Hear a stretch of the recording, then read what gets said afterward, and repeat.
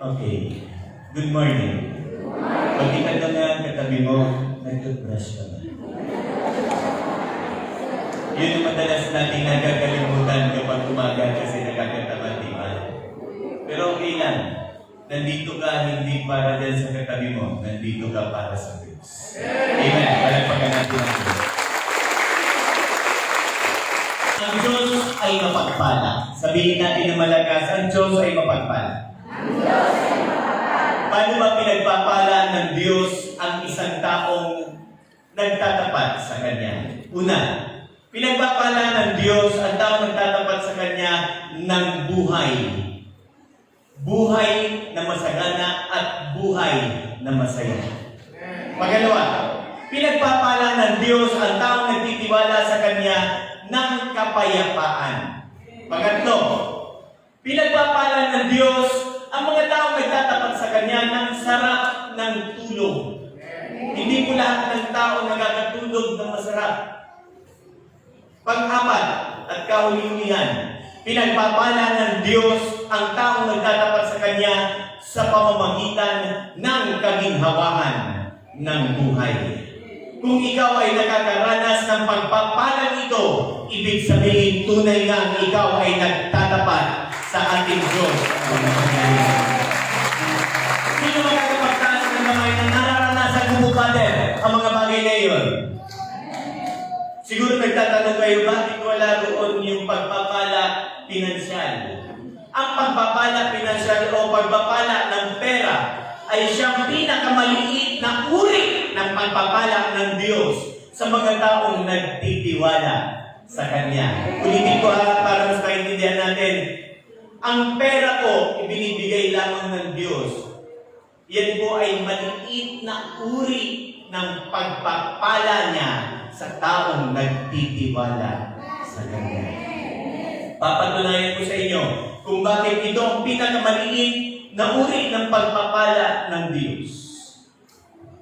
You can buy anything because of money, but not everything. Tagalogin natin para maintindihan ng demonyo na nasa tabi mo. Mabibili mo ang mga bagay-bagay dito sa mundong ito, pero hindi lahat ng bagay. Magkakabili ka ng higaan, pero hindi ka magkakabili ng tulog. Magkakabili ka ng bahay, pero hindi ng tahanan. Magkakabili ka ng mamahaling relo. Pumili ka na kung anong gusto mong relo, pero hindi ka magkakabili, Kuya Daniel, ng oras at panahon.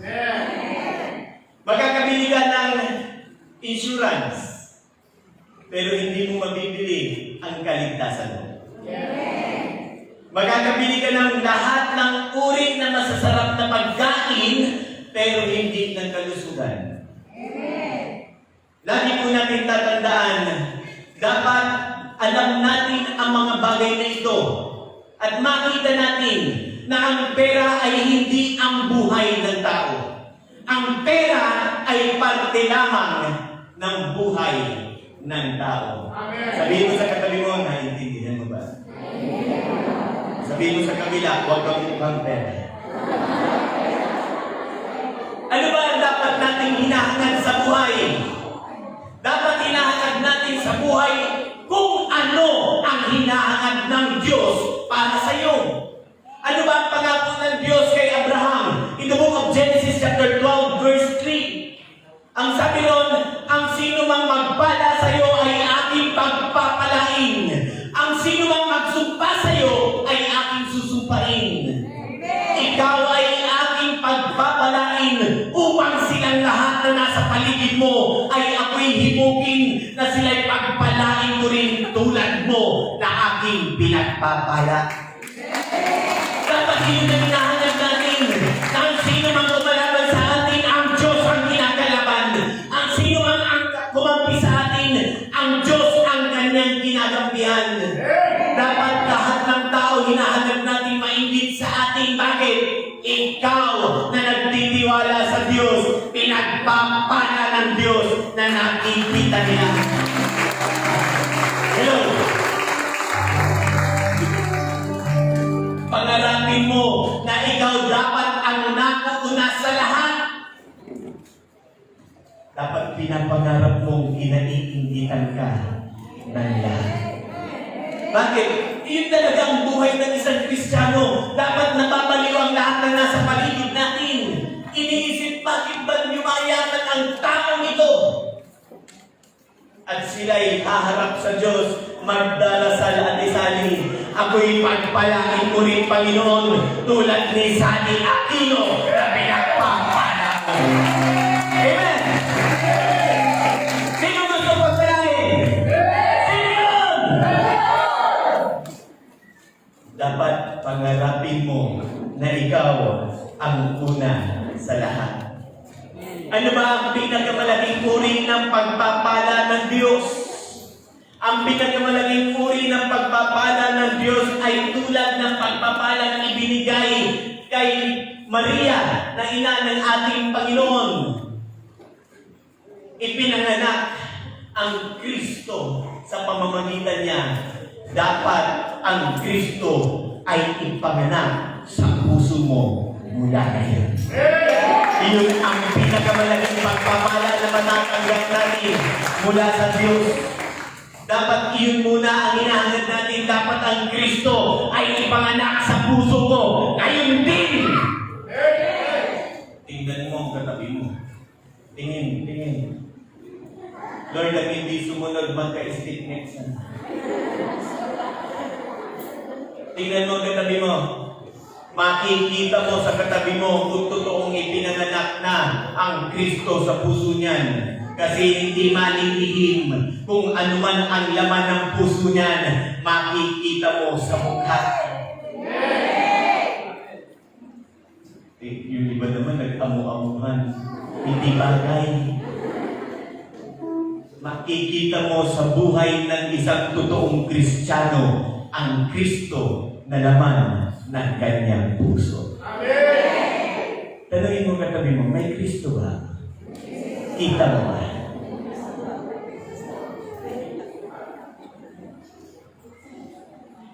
It will always manifest in the life of real Christian. Para kasing foam ang Kristiyano. Parang espongha.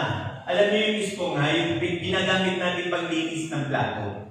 Yung foam.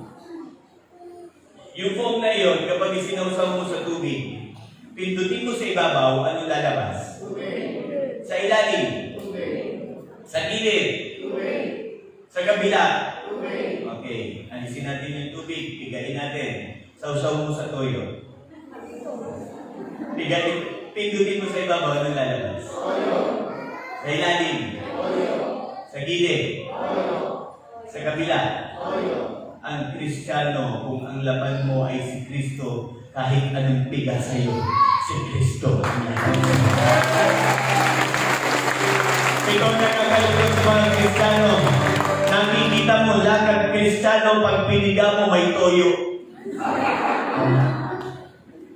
Tinitingnan mo ulit, sabi mo, may Kristo ba yan? Kagaya ng introduction ko, ang Diyos ay Diyos na mapagpala. Amen. Tayo bilang pinagpapala, ano naman ang dapat nating gawin bilang pinagpapala ng Diyos? Kuya Daniel, magitugtog nga yung give thanks. I just want you to join me singing this song, Give Thanks with the Grateful Heart. Tayo po lahat ay tumayo. Samahan niyo ako. And we flash it on the screen. If we have, wala tayong give thanks, hindi nyo kinaganda rito give thanks. Dapat lang talaga turuan kayo ng pagpapasalamat. Dapat kinaganda natin ito lagi.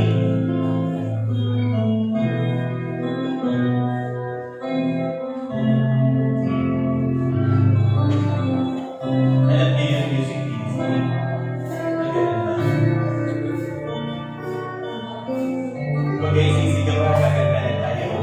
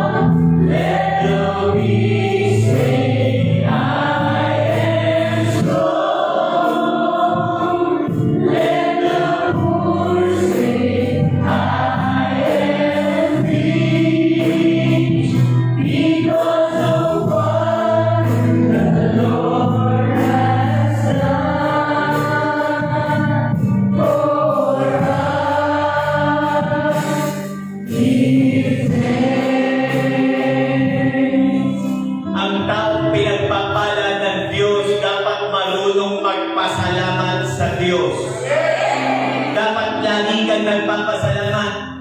Pakiusap Mayra, i-type ninyo lahat ng kanta rito kasi yung mga nasa taas walang kapiling-piling. Hindi nila alam yung kanta. Dapat matutunan ng lahat ng pumapasok sa bahay ng Diyos na ito ang magpasalamat sa Diyos na nagpapala sa kanila. Amen. Minsan nakakalimutan natin. Akala natin hindi tayo pinagpapala ng Diyos, kaya isa-isa ko yung pagpapala ng Diyos na binibigay niya sa atin. Akala kasi natin pala'y pera ang dumarating lang kapag pinagpapala, kaya hindi tayo natututong magpasalamat sa Diyos. Nakalimutan natin na kahit wala tayong pera, buhay ka naman ay ang pagpapala yan ng Diyos. Kung hindi mo talaga mamaaktisin ang buhay mo, kay pagdarasal mo, ma-hospital ka, gumamit ka ng oxygen, ayun doon mo ma-appreciate. Sa lakad ko, libre ang aking hininga. Hindi natin na ipagpapasalamat yun. Na hanggang ngayon humihinga ka. Isipin mo, 5 minuto lang na hindi ka huminga, mamamatay ka na. Yan nga lang paggamit nyo ng mask, hirap na hirap ka ng huminga. Hello? Pero nakatulong rin yung mask na yan. Napigilan yung hininga mo na maamoy, nagkatabi mo. Okay lang mahirapan kang huminga ngayon. Sige po, magkataon muna kayo.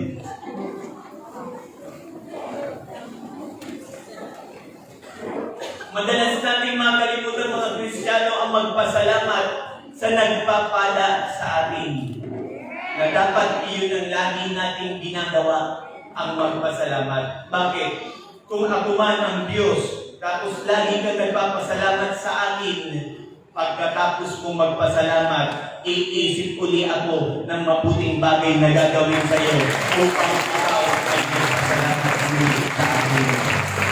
Paano ba, Father June, magpasalamat sa Diyos? Marami pong paraan ng pagpapasalamat sa Diyos. Una, be a worshiper. Matuto ka lang magpuri sa Diyos. Iyan ay isang uri ng pagpapasalamat sa Diyos. Bibigyan ko po kayo ng isang background noong unang panahon wala pang tao. Sa Biblia nakasulat, doon sa langit, meron isang anghel na tinatawag na Lucifer. Itong Lucifer na ito, music director, Kuya Daniel. Kalibel, di Kuya Daniel, di iba yun. May tinatawag roon na Lucifer na siyang nag-lead sa pagpupuri sa Diyos. At ang sabi sa aklat ng mga awit, Kabanata 22, talata 3, sabi ron, God inhabits in our praises. Ibig sabihin, ang Diyos ay nananahan sa ating mga papuri at pasasalamat. Nakita ngayon ng Lucifer na ito, ang kahinaan ng Diyos kapag hindi pala namin ito pinuri, manghihina ang Diyos. Kaya itong Lucifer na ito, nakaisip na magrebelde, lumaban sa Diyos. Eto na, sila'y na-wash out sa langit at pinaghulog. Ewan ko kung saan napunta. Baka sa inyo. Nasa inyo ba? Wala. Eto na, nag-usap sa langit, likhain natin ang tao ayon sa ating wangis.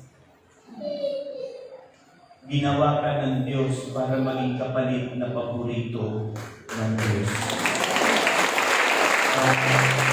Bilang paborito ng Diyos, trabaho mo ngayon ang magpuri sa Diyos. Sapagkat ang Diyos nabubuhay sa pamamagitan ng mga papuri. Kung ikaw, na lingkod ng Diyos, marunong magpuri, magpasalamat sa Diyos, sa tingin niyo kaya hindi ka kalulugdan ng Diyos? Uy. Sa tingin niyo kaya hindi kayo kalulugdan ng Diyos? Kung kayo na mga anak ng Diyos, laging nagpupuri, laging nagpapasalamat, anuman ang nangyayari sa buhay mo. Tinitiyak ko, kung ganun ka, ikaw ay isa sa kalulugdan ng Diyos natin. Ano ba ang ginagawa naman ng Diyos sa mga kinalulugdan niya? Kung ikaw nga ay kinalulugdan niya. In the book of Ecclesiastes chapter 2 verse 26, ang sabi ron, sapagkat ang tao na pinaluluguran niya ay binibigyan ng Diyos ng karunungan at kaalaman at kaligayahan. Amen. Kung kinalulugdan ka ng Diyos, dapat masaya ka. Ba't ka nagkasimama? Dumating lang yung maniningil, di mo na alam ang gagawin mo. Nagtatago ka na sa ilalim ng higaan nyo. Tinuturuan mo pa yung anak mo magsinungaling. Sinasabi mo, anak, pag nandyan ang maniningil, sabihin mo, wala ako. Yun tuloy, yung bata, pagbukas ng pinto, nasaan ang nanay mo? Sabi mo niya, wala siya.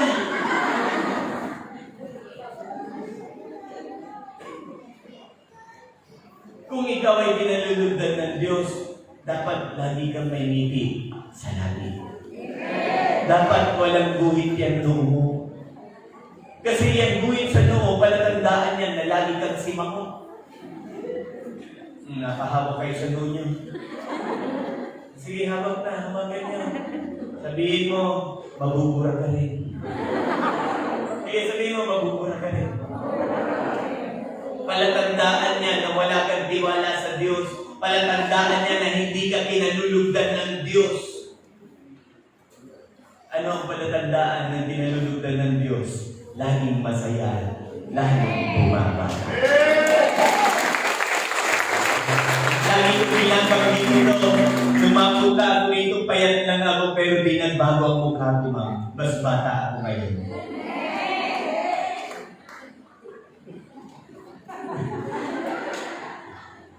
Si Bishop, I was only 7 or 8 years old during the time of his assignment in Naga City. Kasama ako niya na ako ang taga-awit, siya naman ang tagapagturo. Tapos may mga kasama siyang mga aktor nung panahon na yun. Pero tingnan mo, nung magkita kami ng year 2004, kilala ko ka agad kasi hindi nagbago yung mukha. Payat siya noon, pero sumaganda. Salamat, Bishop. Nagdagan mo pa.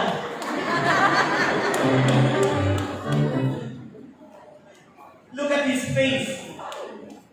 During the time na ako'y 7 years old, ngayon 28 ka? 24 na ako. 24 na ako ngayon. Pero tingnan mo, ilang taon na lumipas, batang-bata pa rin ang gusto. Lumapunta ako rito si CJ, na ilan na ang anak. Si Kat maliit pa. Siguro, elementary. Si Liza, na panganay ng obispo at si Ping. Si Liza, 7 years old. Si Ping, 3 years old. During the time, ito na itsura ko. Mas bumata ako ngayon, ma'am. Tingnan mo mga picture ko nun. Pag pinakita mo sa bata, isasabihin mo. Ngayon, pagkita mo picture ko, niyayakap pa ng bata. Huwag ka tumanda. Kasi kapag may Diyos ka at kinalulugdan ka ng Diyos, hindi ka tatanda. That is why I always declare, ako'y hindi mamamatay, ako'y hindi tatanda, walang kulubog na darating sa katawan ko. Bakit? May Diyos ako na nalulugod sa akin. Ikaw rin, pwede mong i-declare yun kung ayaw mo talaga mamatay. Wala sa plano ng Diyos na ikaw ay mamatay. Wala rin sa plano ng Diyos na ikaw ay tumanda. Lalo-lalo na wala sa plano ng Diyos na ikaw ay maghirap. Kung ipinangalan ka mang mahirap, hindi mong kasalanan yun. Pero ang mamatay ka na nanatiling mahirap, ikaw na ang may kasalanan nun. nagtitiwala ka sa Diyos, hindi papayagan ng Diyos na ikaw ay mabuhay sa mundong ito na naghihirap at naghihirap. Nasa kamay naman Diyos, hindi kayo magkapuntaas. Lord, kunay niya na hindi magtaas ng gamit. Pangako ng Diyos na bigyan ka ng karunungan, ng kaalaman, at ng kaligayahan. At meron pa siyang karugtong na pangako sa mga kinalulutan niya. Ano yun?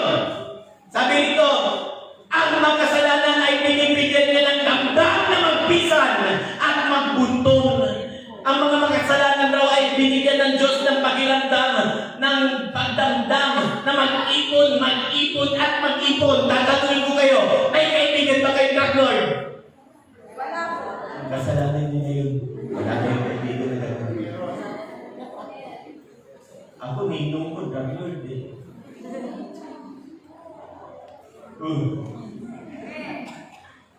Dapat maghahanap kayo ng masasama. Kinakaibigan niyo dapat. Bakit? Ba't mo kailangan kaibiganin? Sila yung nag-iipon ng kayamanan dito sa mundo ito.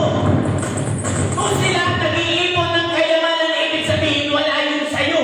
Ipinag-iipon ka pa. Kasi sabi rin sa Holy Verse, upang ibigay lamang sa Kanya na kinalulugdan ng Diyos. Eh yung mga inipon niya, kung hindi ka niya kilala, di niya ibibigay sa inyo.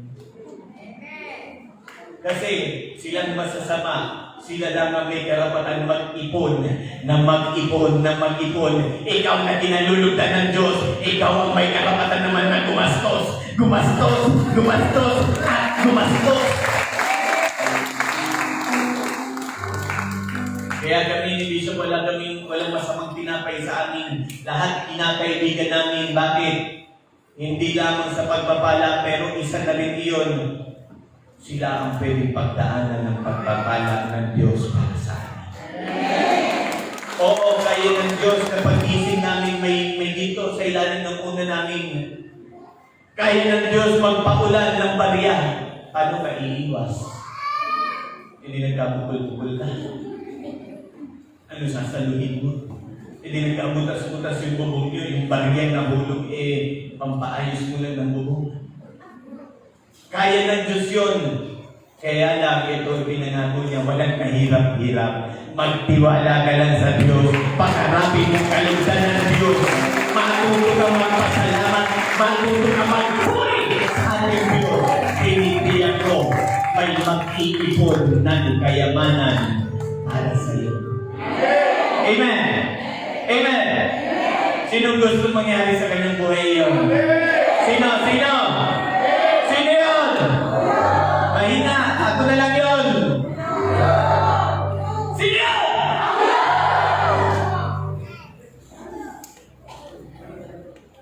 Kaya tingnan nyo kami ng obispo. Maraming nangangarap ng kalalagayan namin ngayon sa buhay. Napakaraming nangangarap ng kalalagayan namin. Look at me. Masyado nyo naman tinakpan yung mga nasa likod. Gano'n. Tumabi nga kayo mga sa Kristan. Dito kayo, sige. Hirap na yung mga tao sa likod. Tingin kayo rito. Dito rin magatingin yung mga nasa taas dito sa akin. Tingin kayo rito. Nandito pa po. Marami kong nangangarap ng kalalagayan namin ng obispo ngayon. Ano yung kalalagayan namin ngayon? Nagkaupo lang. Pero, pinagpapala ng Diyos. Minsan may tatawag sa bishop, punta po kayo rito, kaya magpadala na lang kayo ng representative nyo. Meron po akong ibibigay sa inyo. Ako, isang silip lang sa screen ng cellphone ko, 60,000. Pag naulit, 120,000. Pag may meeting pa, madadagdagan pa ng another 40,000.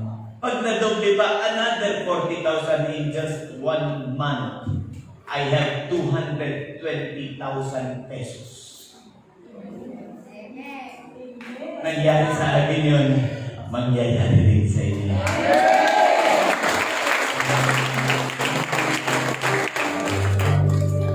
Naniwala kasi ako na kapag ako'y nagtiwala sa Diyos, ako'y natutong magpasalamat sa Diyos, natuto akong magpuri sa Diyos, kalulugdan ako ng Diyos.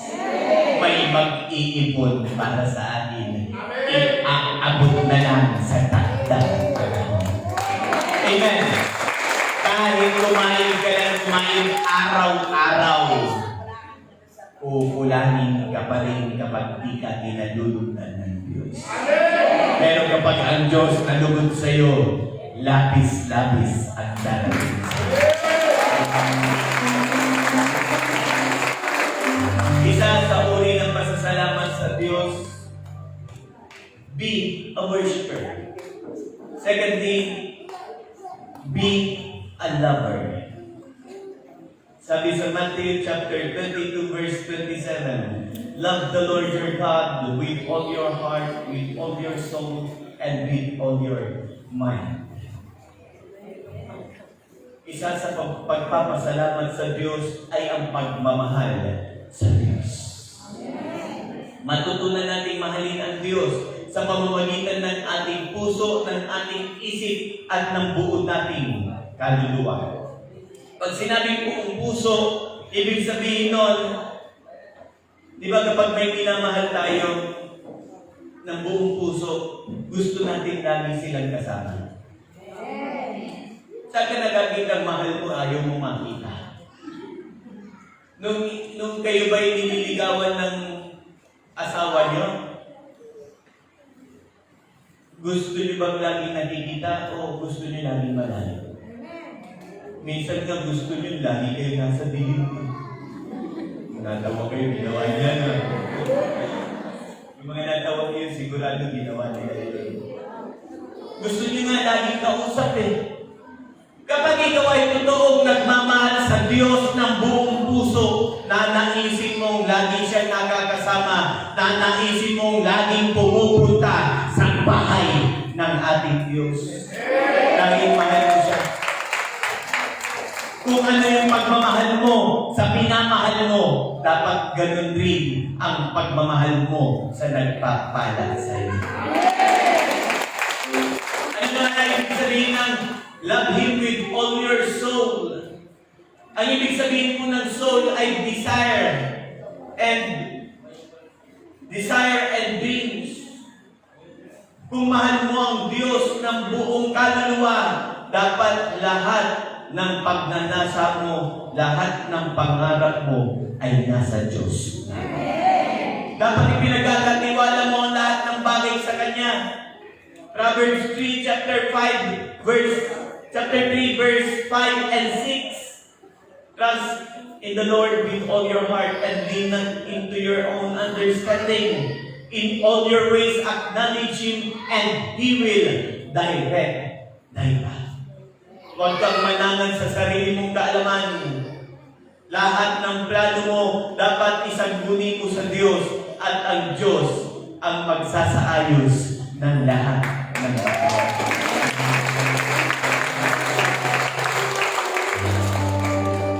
Diba, sino rito may asawa? Taas ang kamay. Yung nasa taas ang kamay kung may asawa. Diba nung bago-bago pa lang, gusto nyo lagi kayo nasa kwarto? Sabihin nyo hindi. Wala nag-amen. Totoo na, gusto nyo na lagi nasa kwarto kasi lahat ng nasa mo, lahat ng pangarap mo, makita lang ang asawa mo. Diba? Wala kayong pakialam kung walang pera, walang makain. Basta kasama lang ang minamahal mo. Di ba ganun tayo nung muna tayo nagmahal? Kailan lang pumapasok ako sa pera at pagkain. Kapag tumatagal na, nagsasawa ka na. Nasa tuwing uuwi ang asawa mo gusto lasing. Tapos may dala-dala laging picture mo kapag umiinom. Kada sermon titingnan yung picture mo. Tinitingnan kung maganda ka na sa kanyang paningin. Saka lang yung uuwi kapag maganda ka na. Maraming lalaki ganon. Kasi yung mga babae, nung mapangasawang sexy, naging down. Nagpapaya. Ay, sorry.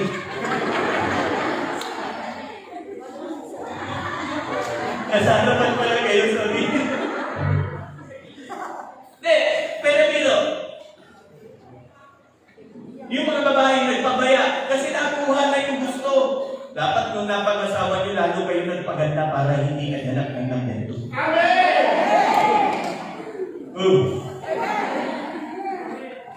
Sipin nyo yung dating sexy na kasayaw niya doon sa pagkatapos ng kasal, di ba may sayaw yun na sinasabitan pa ng pera? Ang sarap-sarap ng yakap niya. Ngayon ayaw ka nang isayaw kasi ang bigat mo na.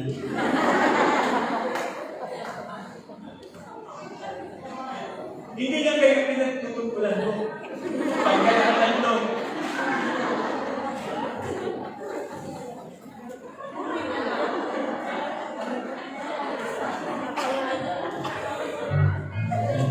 Kasi na kayo na upo.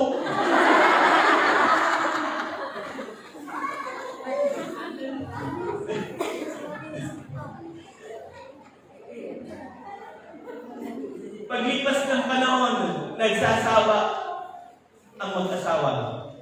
Diba? Yung pinag-asalan ng mabait, naging tigre. Kada makikita ang tao, saan ka na magaling? Hinandan ng pera yung asawa, hindi naman siya naghanap buhay. Pag hindi ng pera, saan mo na naman nagaling? Pag ginagalabi, sasabihin, ako na ko! Kayo talaga mga babae, ganyan. Ay, mga lalaki, peace tayo. Kamali, kakabili ako ngayon. Magbago-bago ka. Magtuhi mo. Magsimula ka na magsumba. Mag-make-up ulit, mag-lipstick. Alam niyo, kaya naghahanap na ng number 2 yung lalaki. Kasalanan niyo. Kulang, nagugutom. Busugin nyo. Katatapos lang, halika ulit! Ewan ko lang kung maghanap pa na ng beto yan. Lunurin nyo!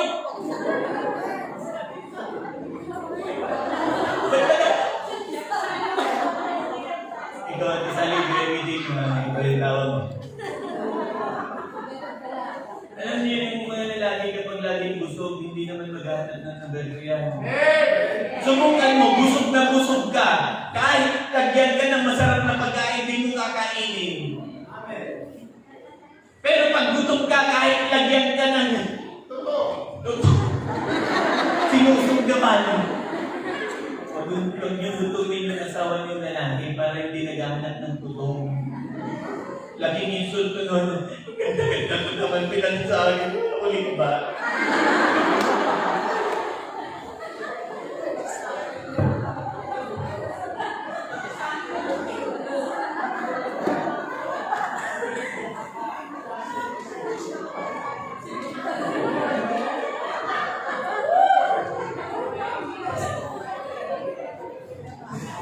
Alam niyo yung ulit ba?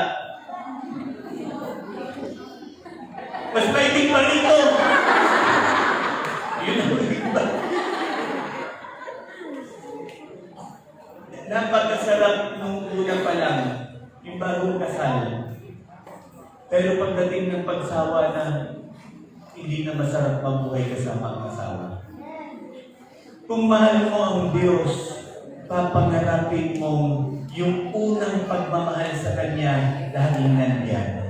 Papangarapin mo siya yung laging kasama.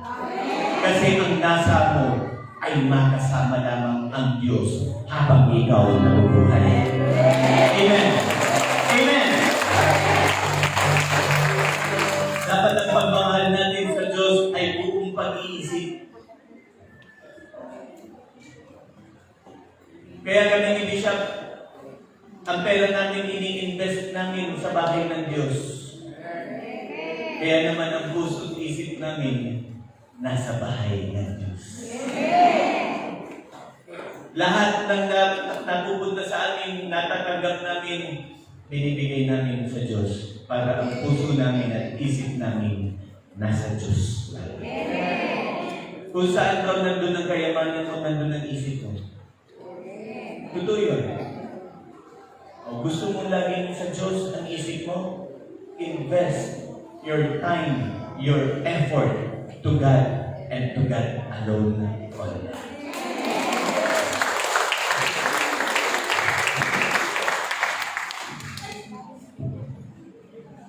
Be a lover. Ano pa, sino pa ang mamahalin natin? Sabi rin sa karugtong ng verse, and love your neighbor as you love yourself. Sino ba ang mamahalin natin?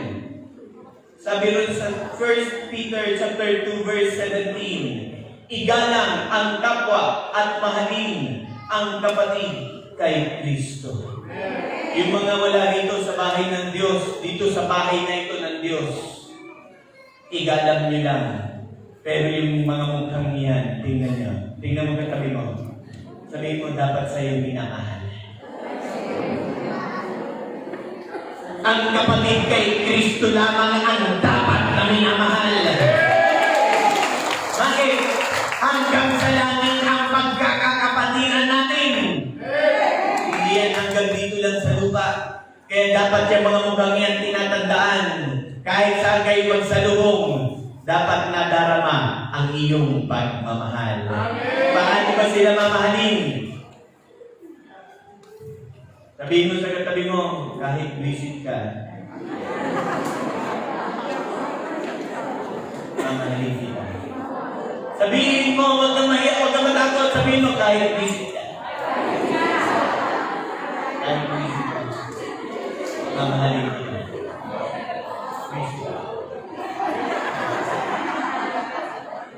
Sabi sa atin eh, visit ako.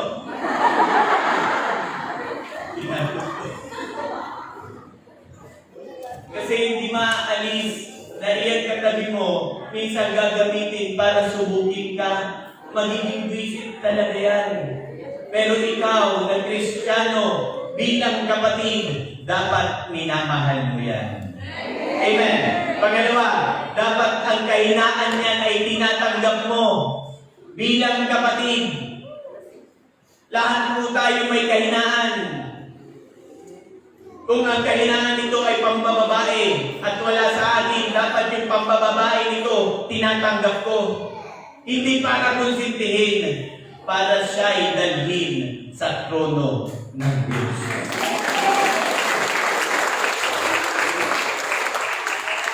Halika rito, Kuya Daniel. Halika. Kaysa asawa mo tawagin ko rito, mas bagay sa iyo yung sasabihin ko. Halika rito. Ilan ba babae natin ba?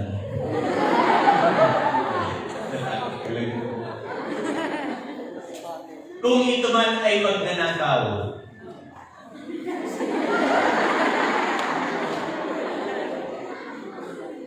kung ito'y magnanakaw, wala akong pakialam.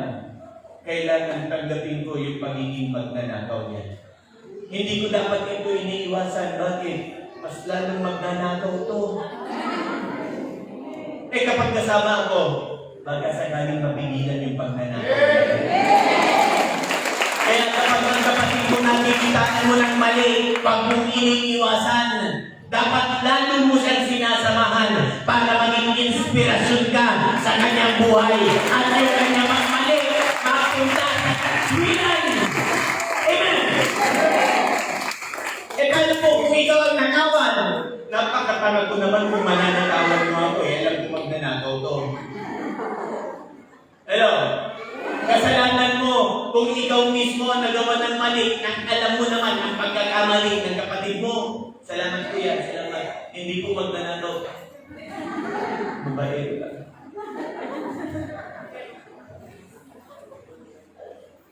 Sasabihin mo, abusado. Wala akong pakialam ko, abusado yan. Hanggat nandyan ako, titiyakin ko, darating ang panahon, magbabago rin ang buhay niya. Lahat po tayo may kahinaan. Baka tingin nyo lang sa iba masama, pero Yun lang pagiging kuripot mo, kahinaan yun. Buksingero. Lagi nagkasara ang kamay. Yung pagiging chismosa mo, kahinaan yun. Tatanggapin kita kung ganyan ka. At tinitiyak ko, yung makina ng panga mo, masisira.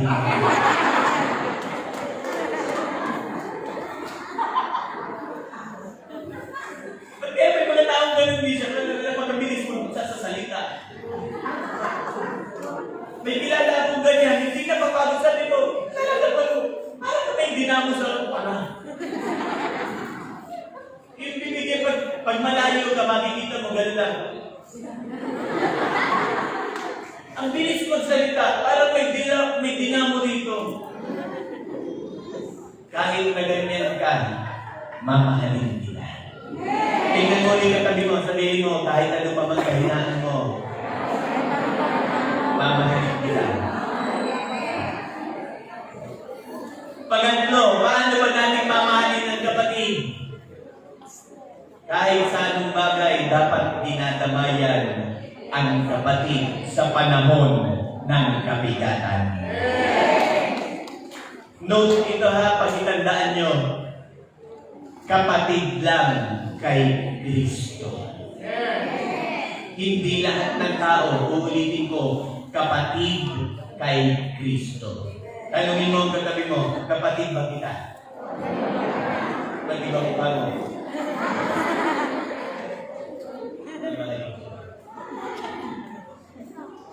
Matutunan po natin mahalin ang kapatid natin sa pananampalataya. Wala akong pakialam sa mga nasa labas ng bahay ng Diyos na ito. Ang tinuturin ko lang na kapatid ko, yung mga kasama ko sa Christian Catholic. Kaya tingnan naman, kahit kailan hindi nagpabayaan ang mga pari natin. Panahon ng pandemya, nagutom ang lahat, pero walang taga-Christian Catholic Church na nagagawa. Bakit? Kapatid ka eh. Kahit na nagkakainis ka, kapatid ka eh. Kahit na magulang ka, kapatid ka eh. Wala kong magagawa, kundi mahalin ka.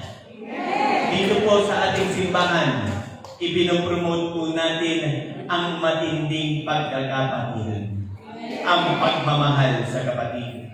Kaya ako, kapag kapatid ko sa pananampalataya, tinataya ko ang mukha ko at ang buhay ko. Kahit na iyan ang may kasalanan, napaaway sa labas, titiyakin ko, kakampihan ko ang kapatid ko. Kahit na makulong kami, wala akong pakialam. Subukan nyo. Pag di ko ginawa. Pag di ko ginawa, huwag na kayong maniwala, huwag na kayong babalik dito. Pero mapaaway kayo sa labas, nakita ko, nalaman ko, titiyahin ko sa inyo, sasamahan ko kayo. Sanay na rin naman tayo sa ganyan eh. Ba't di ko gawin sa kapatid sa pananampalataya? Tingnan mo dito kami mo, sabihin mo, mahal kita. Para may lambing, iblisin natin, sabihin mo, I love you. Yung labas ang dila, I love you. Sige, sabihin mo sa katabi mo, I love you. Kinikilig yung iba eh.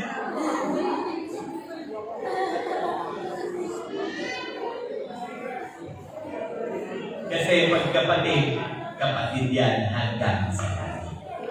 Hindi lang po tayo rito magsasama-sama, hanggang sa langit tayo'y magsasama-sama.